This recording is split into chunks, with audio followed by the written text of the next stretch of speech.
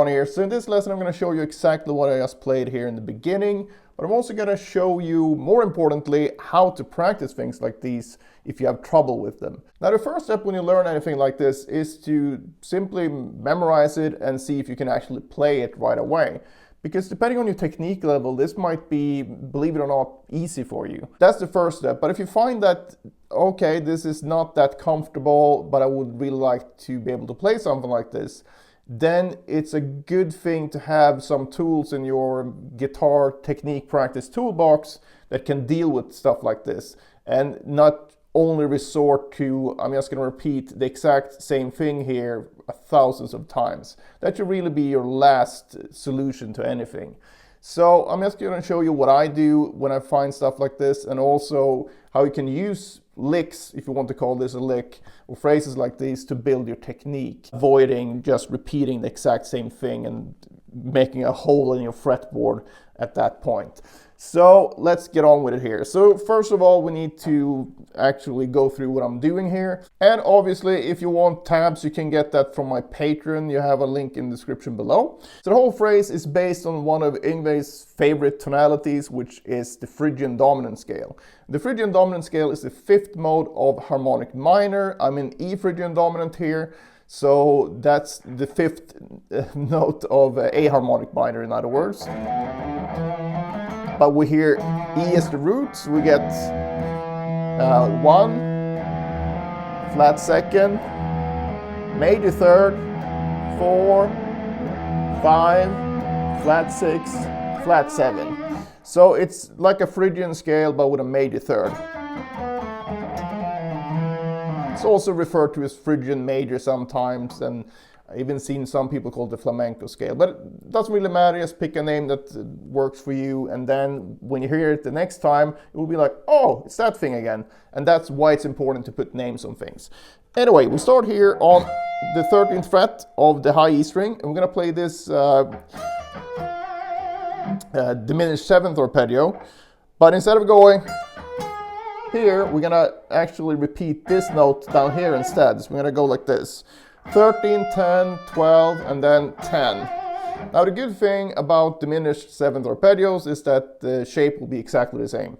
So we're going to move that up to, and then once more, before we start our alternate picking thing here. So what you want to do here, pattern-wise, will be start with an upstroke, pull off, up, and then down, down, down, up, pull off. And we need these two notes to make it fit into the 16th note triplet feel. So that's why I'm going like this. 1, 2, 3, 4, 5, 6, and then we have two notes here, and then we have 1, 2, 3, 4, 5, 6, two notes here, and then 1, 2, 3, 4, 5, 6, and another two notes. And if you put those together, you have 6 notes here, and here, and here. But to connect them, we also have 1, 2, 3, 4, 5, 6, which means that when we reach this note, we're going to be on the beat.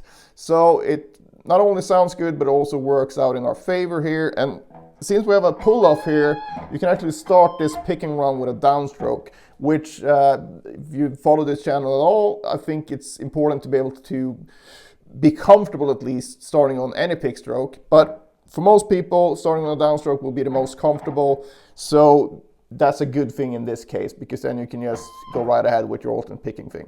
All right, so we got this from the beginning.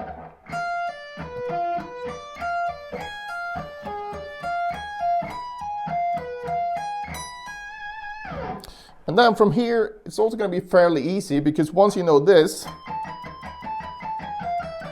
you're just going to repeat that in octaves. We'll get to that in a second. So first we have this Yngwie 6s. So that's basically, if we number the notes from left to right, 1, 2, 3. So not the fingering or not the frets, just the notes from low to high. We're going to get 3, 1, 2, 3, 2, 1. Right, so 3, 1, 2, 3, 2, 1, 3, 1, 2, 3, 2, 1. So that's a 6-note pattern. And then we're going to move that down here to the 19th fret. And now we're going to go down this, the scale shape basically, which will take us down into the starting note by 1 octave lower, and then you can repeat exactly the same thing. So if I do it from the beginning and add the octaves, it's going to go like this.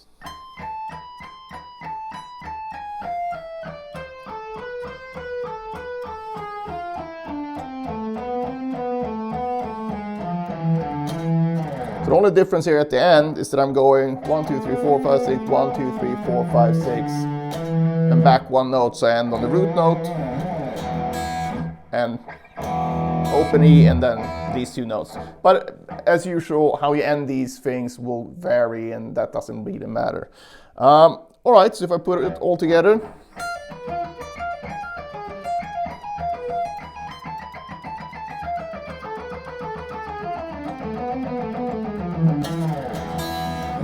So that's the whole thing. Now, how do you practice this then? Well, besides just playing it over and over and over again, like I said in the beginning, which I think is not the best idea, you should definitely start with that, because that will let you know fairly quickly if you have the required technique to play it up to whatever speed you want to play it at.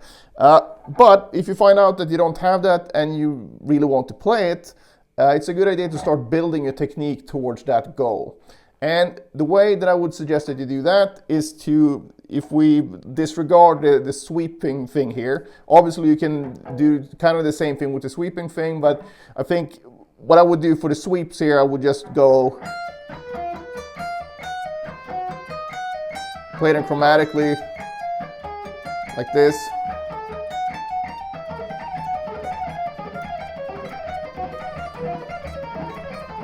You know, so you get used to those. So that's not that hard to make those into exercises. The picking thing here though, I would do this. So first of all, we will analyze the patterns. We have this 6-note pattern first, and then we have sixes going down. And picking wise, that would be 1, 2, 3, 4, 5, 6, 1, 2, 3, 1, 2, 3, right? And then we repeat that here. 1, 2, 3, 4, 5, 6, 1, 2, 3, 1, 2, 3, 1, 2, 3, 4, 5, 6, 1, 2, 3, 1, 2, 3, 1. So I use something that I call mechanical practice, and that's basically taking whatever fingering category that the lick is based on, meaning this is based on 3 notes per string, right? So then we have 4 different available fingerings. We have 1, 2, 3, 1, 2, 4, 1, 3, 4, 2, 3, 4. So then we can take the contour or the sort of shape of this lick, meaning how many notes we have per string and what the actual pattern is, and then chuck that into these fingerings. So it's not going to sound great, but the benefit of this is that you can really focus on the picking, because the picking will be exactly the same, and you're also working on all possible fingerings here in the left hand, so you're not just sitting there playing you know, whatever the lick contains. In this case, the lick contains quite a lot of good fingerings because you use all fingers in this lick, but still worth working on these mechanical fingerings to get an even more complete technique. And another benefit here is that it's easy to move around the fretboard as well. So if we try this then, let's start here on the 9th fret. I'm gonna do 1, 2, 3 first. So we try to mimic it as close as possible, but what I do whenever it's a position shift, I always shift only a half step. So I'm gonna go like this. First I'm gonna do the 6-note Yngwie pattern. So now we actually get 3, 1, 2, 3, 2, 1. So you do that first. Move down a half step and go down these descending 6s. And then you repeat that here.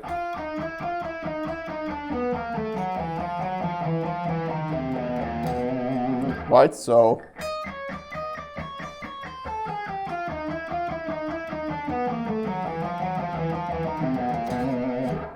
and if you do that with 1, 2, 4,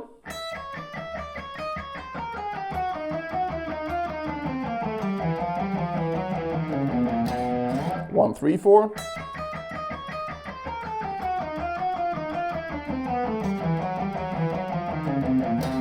and finally 2, 3, 4.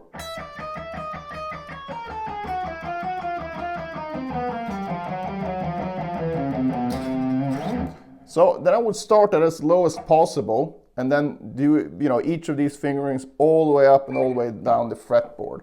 And after you've done that, then you can try playing the lick again.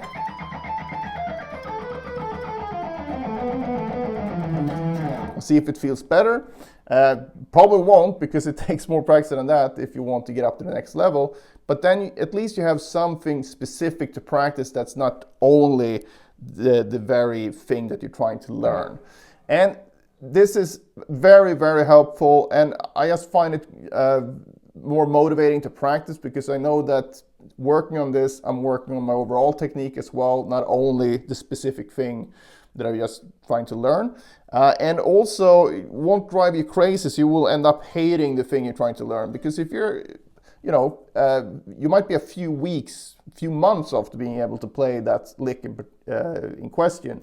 And if you sit there day after day and just, grind away on that lick, you're gonna drive yourself insane, and you probably won't even like that lick after a while. So don't do that to yourself. In this case, you can be like, all right, I'm not going to be able to play this lick for quite a while now, but then you have a specific thing you can chuck into your practice schedule. So you can be like, all right, so every day I'm gonna go through these mechanical fingerings that sound like crap, but I'm gonna do that on each fret, available, all the way up and then all the way back with all the fingerings. And then you can be like, yep, now I've done my work on this particular thing, and then you will see day by day, week by week, you will get better and better at this particular thing. So it can help you from not going insane by just repeating the same thing over and over again. Another little bonus tip here is to work on the actual lick itself, but move that up and down the fretboard as well. But not only playing it once or twice, instead you want to go through it with accents. The way that you do that is that you look at the lick in question, and we've already done that, and it's going to be 6 notes per beat. So that means you have 6 potential notes to accent. So if we just demonstrate it on this thing here, you're basically going to go 1, 2, 3, 4, 5, 6, 1, 2, 3, 4, 5, 6, 1, 2, 3, 4, 5, 6, 1, 2, 3, 4, 5, 6, 1, 2, 3, 4, 5, 6, 1, 2, 3, 4, 5, 6, 1. Right? And then you do it again if that worked. So then now we're going to accent number 2 instead. So 1, 2, 3, 4, 5, 6, 1, 2, 3, 4, 5, 6, 1, 2, 3, 4, 5, 6, 1, 2, 3, 4, 5, 6, 1, 2, 3, 4, 5, 6, 1, 2, 3, 4, 5, 6, 1. And then you do 3, 4, 5, and then 6. If you want to find out how low you can go here, start here, right? So then you move down. So sort of build it backwards. So we can start here on the 11th fret and do the whole thing. So you can go, let's say I accent the third 16th note triplet of each beat now. So I go 1, 2, 3, 4, 5, 6, 1, 2, 3, 4, 5, 6, 1, 2, 3, 4, 5, 6, 1, 2, 3, 4, 5, 6, 1, 2, 3, 4, 5, 6, 1, 2, 3, 4, 5, 6, 1. Then I do 4, 5, and 6, and then I move up a half step. And so on, all the way up. So doing that, it's highly effective as well, and that's something I would probably just do in the same day. So I would do the mechanical fingerings, just doing them normally, so without the accents, and then I would go through and do the actual lick, working with all the accents. And it's amazing how great the accents seem to work when it comes to getting the synchronization together. So don't disregard that, and especially if you feel like, shit, this feels way more difficult when I have to slow down. That's a great thing, because again, we're playing guitar with our brains, not our fingers, right? So that's why accenting the third 16th note triplet feels harder than not accenting at all, or accenting the first, because it's sort of in the middle there, and it takes more focus to be able to do it. But if you can do that, when you try to play normally afterwards, you will feel like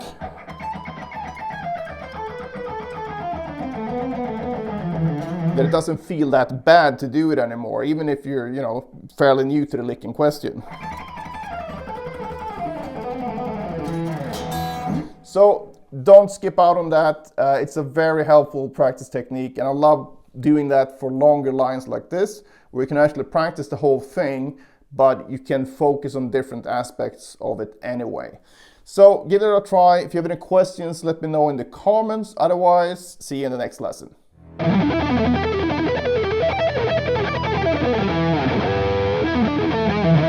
Back in the day, I used to have real issues with fast alternate picking when it came to 2 notes per string. I was fine with 3 notes per string, but the 2 notes per string thing was a bit harder to crack. So if you struggle with fast alternate picking as well, and you don't know what to practice or for how long, I've created the perfect solution for you in the form of the Pentatonic Picking Power Book. So in this book, you'll find a daily workout that will not only help your pentatonic picking, but will also upgrade your overall alternate picking technique. So it contains basically the same exercises I used myself to develop my picking abilities, as well as numerous students over the years that I've given the same exercise to with great results. So I know these exercises work as long as you put in the work. So it's not a quick solution or quick fix. It will still take a lot of work, but at least you have a very easy to follow routine. So if you're up for a big alternate picking upgrade in 2024, I cannot think of a better start.